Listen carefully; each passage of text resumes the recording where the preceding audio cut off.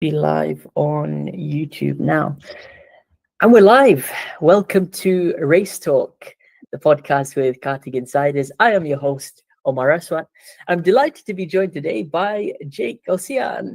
How are you, Jake? Hey, good. How are you, Omar? I'm doing well, doing well. Well, Jake, you're currently in the middle of a 6-hour sim racing race. Is that correct? Yeah, we're doing 6 hours at Daytona to prep for next week's 24-hour iRacing Daytona race. Well, sim racing is the part before karting, you could even Yeah, say. yeah. How handy has it been? Do you do it quite regularly? I haven't done it in 7 months, and to be honest with you, I was better at it 7 months ago than I am now, because my feel went from my hands to more of my butt and my body, and now getting back in it, I'm looking for cues with my body when I'm turning in that aren't there. So it took me honestly an hour and a half, 2 hours of practice to get back into driving with my hands again. So that was kind of the biggest thing that I took away from today. That is amazing, honestly. I mean, just bringing it back, that you are obviously based in Dubai. You're an SWS driver for sprint and endurance. Yeah. Before we get into the nitty-gritty stuff, I mean, when did you start karting and how did you start? This is in Dubai. It's been my second full season. So around last year, November, or the previous year, November. And then I had 1 full year of experience, like racing almost every week, doing Ironmans at Kartdrome every week, competing in as many SWS sprint races as I could. And then this past October was my first full 24 hours. I did a bunch of mini endurance, 2 hours, 3 hours, 6 hours. And yeah, that's how I kind of where I am today. Now I'm just going to start traveling this year, and Excellent. hopefully March is hopefully Portugal, Evora, and then going to Italy and France, and then back obviously the Dubai Kartdrome Championship as well. So that's kind of the next step going forward. So you basically have got all this experience so far, different races, and obviously planning to do international races now. Yeah. That first time you went to Kartdrome, was that with friends or was that just by yourself? By myself. I remember it specifically being very overwhelmed, and I was about 2.5 seconds off the pace. Coming from, I used to go kart in North Carolina at GoPro Motorplex, and I was pretty good there. I was usually like top 3, top 5 every time I went. And then in the sprint races, I was like top 10. And I did that, I don't know, maybe for about 6 months, 7 months, like full time, that as many times as I could. But they didn't have Ironman or anything like that. So it was like monthly. I would go once for like a full hour or sprint session. But yeah, definitely way off the pace when I showed up to Dubai. It was honestly a wake-up call and very surprising to see how good people were. How was the transition then from just doing a public session to doing competing now, which is obviously SWS? Did you ask staff? Did you get approached by the drivers saying, look, try out this more advanced league we have? Yeah, so I did a couple arrive and drives. I only think I did 2 arrive and drives, and then somebody was there, I forgot who it was like, you should come on Wednesday. It's like a full hour-long session where you don't have to like do 15 minutes and stop, 15 minutes and stop. I'll see you Wednesday. Yeah. So yeah, it was just more so the people that I met doing arrive and drive kind of guided me towards racing. And like I was proactive and kind of asked questions like, hey, is there any like sprint races or what's going on? And that's when I was like introduced to SWS. And I signed up on the website, I think after my 3rd Ironman, and then kind of saw how many races were happening. Like every 2 weeks, there was a race on Tuesday at Kartdrome. So I started doing that. And then all the rest is history. I mean, many people ask, how can I take the next step in karting? I do public karting. I want to get more competitive. As you said, Kartdrome have this thing called SWS. Just to fill our viewers in, what is SWS?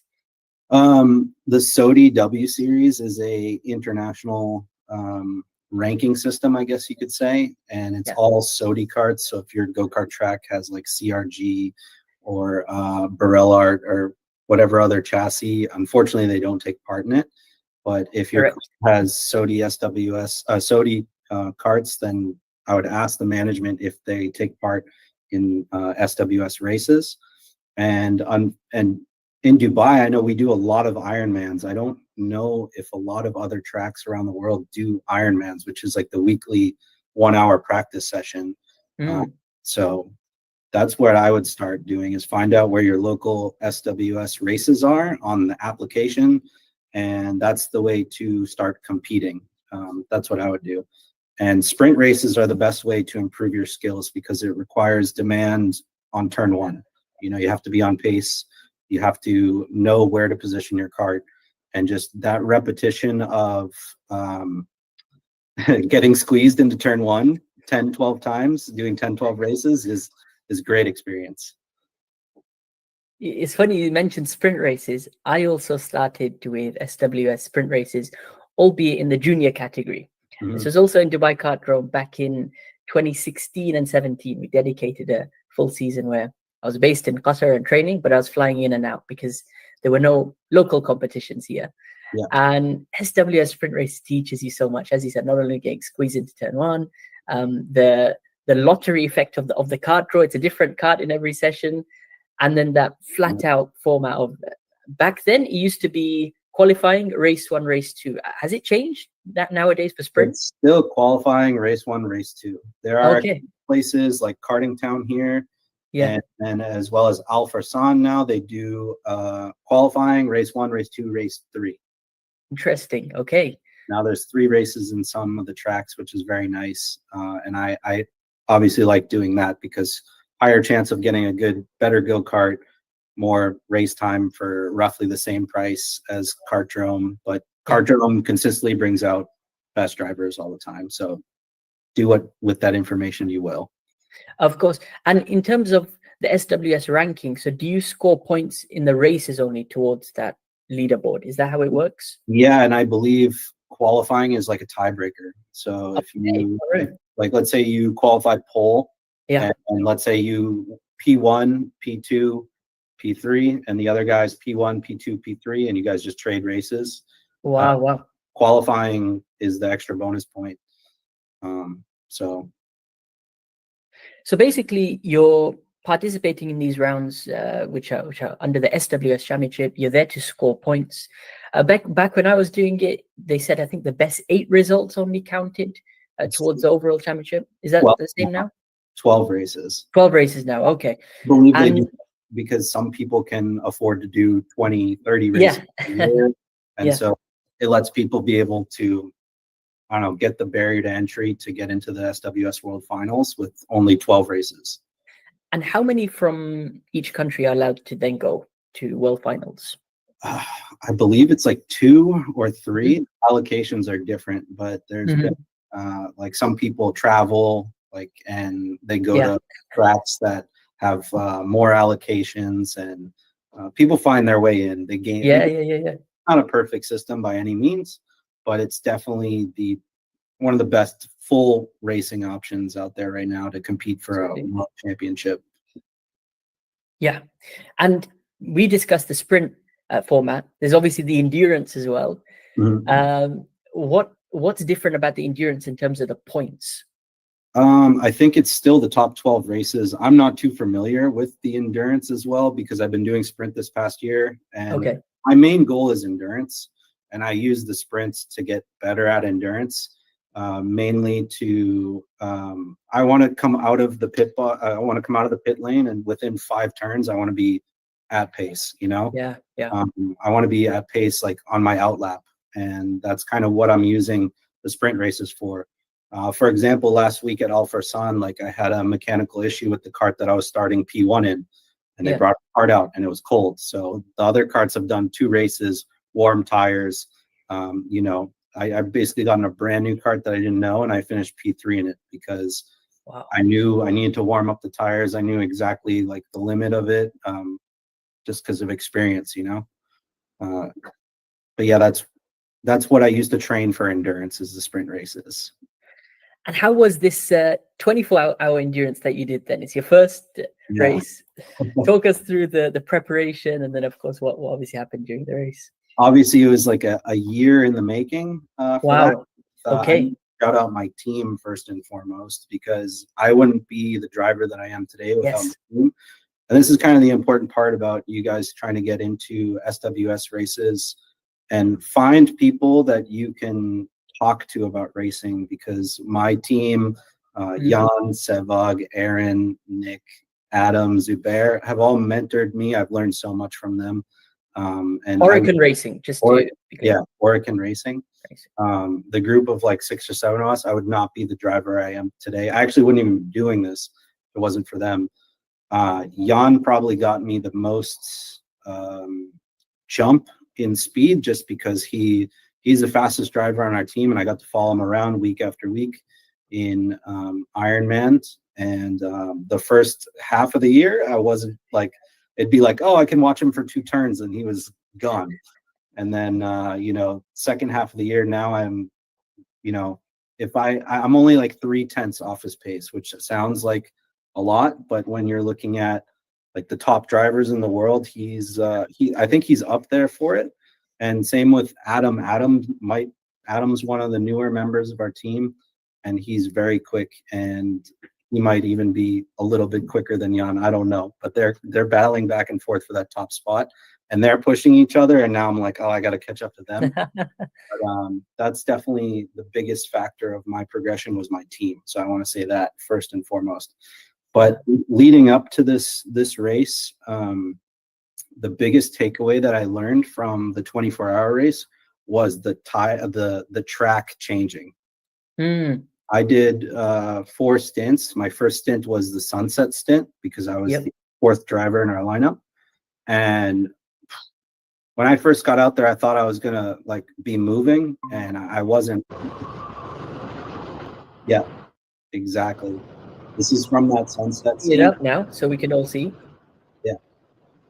It took me about 10 laps to get up to speed, but then as soon as the temperature started dropping, all the braking zones started moving back. Every 2 laps, it was slightly different. So focusing on the braking zones was the biggest takeaway. And then once the night settled in, I felt really comfortable, because our Ironmans happen at night. So I was moving towards the end of the middle and end of the stint. But for first stint, it went really well. How long was that? About an hour and 28 minutes or 27 minutes. Okay. And you've obviously done lots of Ironmans in preparation. Did it feel just like a normal training session you do on a Wednesday, the hour and a bit stint? Yeah, for me, yeah, for sure. It felt exactly like a full Ironman session, not getting out of the go-kart. But also, like, this is one of the things in training that I do, that I push myself to uncomfortable levels at that entire. Like, I actively like push in the beginning, and then try and set a best lap, and then I do different things throughout the Ironman, but mainly it's to make myself feel uncomfortable. Overdrive the kart on purpose, brake too hard into areas, get the back end out. Obviously the goal in Ironman is to set the fastest lap. It's like a giant qualifying time. But if you do that for the full hour, it's just boring. And I think that's where people get stuck into repetition. They drive too safely, per se. They don't learn stuff and try stuff out or experiment. And then they complain about the go-karts. I mean, speaking of this race, was there kart rotation every pit stop? Yeah, every pit stop, mandatory kart rotation. Super. And so, you're going to get a good kart and you're going to get a bad kart, and that's a part of it. And this is something, now that we start diving into the nitty-gritty of SWS. Yeah. I love not having a good go-kart. I really do. Okay. And what I mean by not good go-kart is something that's 3/4 tenths off the pace, not like a full second that happens, obviously. Yeah. Something with a small defect, like they're all slightly different. One doesn't turn right a little bit. One doesn't turn left. The top end might be bad, but the exit is good.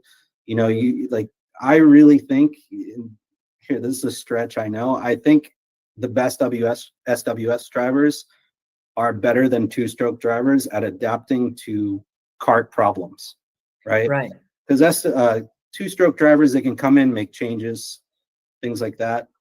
And when you get into a kart in SWS, you have what you have. Correct. Yeah. And making those changes on the flies and figuring out the little things where, like, okay, my kart's 0.2, 0.3 slower, but I can keep up in the draft. I can make this kart turn left a bit better than right. I'll sacrifice a little bit here to gain a little bit here. And putting that puzzle together is one of the most attractive things to me about SWS and rental karting in general. Is like, oh yeah, we'll be in the same kart, but I'm going to be faster than you, even with the good kart and the bad kart, and I'm not going to complain about it. Well said there, because lots of people, they come to us and say, well, I've got a bad kart, it's race over, and that's the most I could have done. But it's interesting to see your mindset, obviously seeing it as a challenge. And then, as you said, the best drivers are the ones who could just hop into anything and extract as much out of that as possible, adjust their driving styles as well to it. Yeah. Going back to the race strategy aspect of 24 hours, do you sit down and decide this overview in advance and then try to keep to as much as possible, or do you edit things as you go on? That is a loaded question that we could spend like an hour going exactly over. Yep. Mainly we have a race plan that we start out with. We always try and qualify on pole, obviously, but in SWS endurance, you're happy with top 5.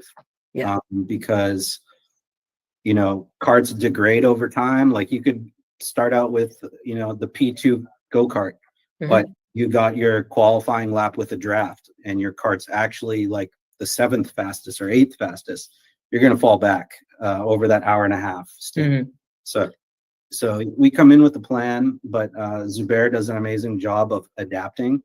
For example, like a year, not this one, but the last 24 hours race, I think we did one stint, and then we got a really bad go-kart, like a really bad one, and then we did 4 joker laps in the first in our second stint, which was just to get one go-kart that we were trying to get that was sitting in the pits, and we ended up getting it.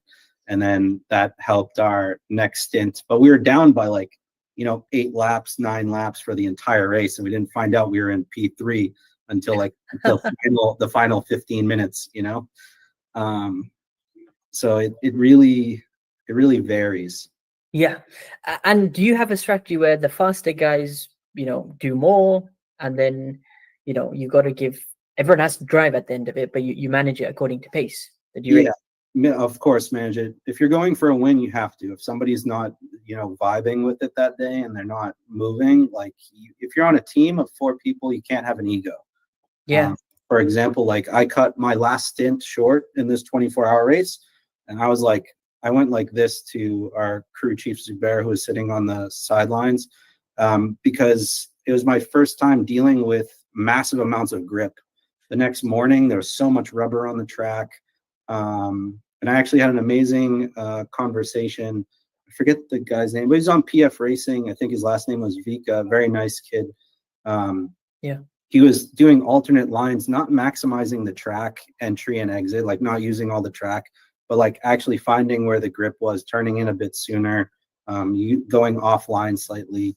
And that was a big wake-up call to me. That's the next level of okay, the track progression. Now I need to learn how to figure that out.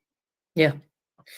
And do you find that the faster lap times come towards the end of the race, or was there a peak at about 12 hours, you'd say, in this race? When was the track at the best or fastest?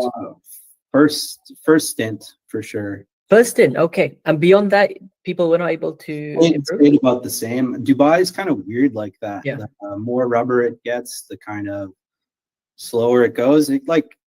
It starts out fast, slows down, and in the night it picks up again. And then during the morning, when the sun comes back out, it really slows down, and you start feeling it with the go-karts. Obviously tire wear, things like that. But the weird part was the last year for round 1 or 2, when we had this huge rainstorm, the fastest qualifying laps were in the first 10 laps, and then nobody could get the fastest lap after that. Right, right. Even when it dried up? Yeah, no, it wasn't wet at all. Okay. The whole track was dry. The first 10 minutes of the qualifying session, the fastest laps were done, and people were still rotating carts because every driver has to do at least one flying lap. Yeah. And so usually you send out 3 drivers to do one flying lap, and then your qualifying driver hops in for the rest of the stint. But we saw, like, even this year, I think the fastest lap was done in the first 10 laps when people were putting in their, just getting their drivers in for their one lap. I think an important thing to touch on whilst we round up about endurance races is the communication aspect behind the scenes. And that was one of the first videos I also saw on your Instagram feed where you're talking about, is it the Cardanos? Cardos, yeah. Cardos. What are Cardos? Cardos are helmet communication systems. They're originally made for motorcycles, right? And they have these ATV headsets, and they use them also for dirt bikes to relay like lap times and stuff like that for dirt track racers. And so I was like, I've seen these things before, and I was like, tried to adapt them to our team. They're not allowed like pit to driver communications aren't allowed at Dubai Kartron, but pit to pit are. And also something in the rules is driver to driver communication. So we had 2 teams running. I think it was in round 3 this year. And we did driver to driver communication for the qualifying session. And then we just kind of in the pits, we left our headphones off so nobody would like ask questions. Yeah. But yeah, so we kind of worked our way around the rules that way. So, and then you got to, yeah, that's a big thing in SWS is reading the rules too. Every track has different sets of rules, and it's part of racing is finding loopholes in the rules. Exactly. If you don't try, you won't know, and you'll just be stuck as normal. Cardos, I mean, where can people buy them from? So in Dubai here, there's one motorcycle store. I think it's called Moto Hub. Mainly, like if you go on Cardo's website, they don't ship to the UAE, sadly. But I think there's websites like Revzilla and other motorcycle websites that you can get them from. That's all I really know about that. Yeah. Well, it was a really nice and informative couple of videos you put out about it, just to show how the communication works. Yeah. And you're going to be using it regularly, I guess. Yeah. To talk about the future now, as we round off, you've pretty much established yourself in Dubai, not only in the sprint race scene, but now into endurance races. And what does the future look like? The future looks like I'm going to really push hard this year to do international and the local races here. And this year is about more experience. So I really want to get on pace with some of the best drivers in the world. That's kind of my goal. And I want to compete for wins here in Dubai. That's the other thing. And then maybe top 10s in my first couple of 24-hour races, foreign ones. And then hopefully we'll move into top 5s and stuff like that. But yeah, that's the step forward for me. And yeah, keeping up with the best in the world is my goal for this year. At the end of the year, I want to be on pace with anybody in any go-kart. And is at least this year going to continue with Oregon? Absolutely. I am a firm believer of like, I don't like to drive for other teams. It just feels wrong. I know a lot of SWS drivers hop around from team to team, and that's fine. If you're getting paid to drive, that's fine. But I'm this out of my own pocket. And I really love the team that I'm with. I've learned so much from them, and they've learned a lot from me. Like we've built our like Alfano systems, brackets for that, just development of how our team works, our cart counting. We have a cart counting application that we've put into our team. And so I think once this starts clicking on a higher level, I think it's going to be very tough to beat in the next 2 years or so, especially with the new drivers that we've got on. And once our team is able to, financially move and go do some foreign endurance races, I think we'll be able to compete for wins wherever we go, for sure. It's honestly been a pleasure to hear your experiences right from the beginning, how you just came to Dubai Kartdrome for a public session. You developed into regular endurance, Ironman sessions, and then taking on the local competition SWS to now looking for international races. And I think you've given our viewers a great insight because many of them are in your shoes when you started. So SWS is always one of the best steps to take. And any closing remarks you'd like to share with us? Yeah, I would try and say every time you get on the go-kart track, use it as an opportunity. Don't just go out and do the same thing over and over again. Don't be afraid to make mistakes. I always say this to myself. I'm like, you're not the best driver in the world, so why are you driving to not make mistakes? I always try and push myself to be uncomfortable. If you're not uncomfortable in some way trying to accomplish something, then it might be gaining stamina. It might be trying to find the limit of the go-kart. It might be braking harder, right? And there's a whole rabbit hole of mental that you can go down. And the biggest thing for me is making sure I keep that consistency of every time I get in the go-kart, I learn something. Yeah. And the most recent thing that I learned was not to brake as hard as I can, right? Very interesting. The past 3 months is everybody's like, oh, brake harder, brake harder. To be fast, you don't want to be on the brakes, right? So you want to brake as hard but as lightly as you can. And that's the most recent development that I've had that helped me gain about 1/10 or 2/10 Amazing track for sure. Everybody's always gunning to brake harder, but you want to brake the least amount as possible, and that means as hard but as soft as possible. I know it sounds like a contradiction, but that's the most recent thing I've been working on. It's been a pleasure, Jake. Just to tease our next episode, it is going to be somebody else from the UAE or based in the UAE. This time, we're looking to get Alan from AK Karting. Alan's a good friend of yours. Yeah, I love Alan.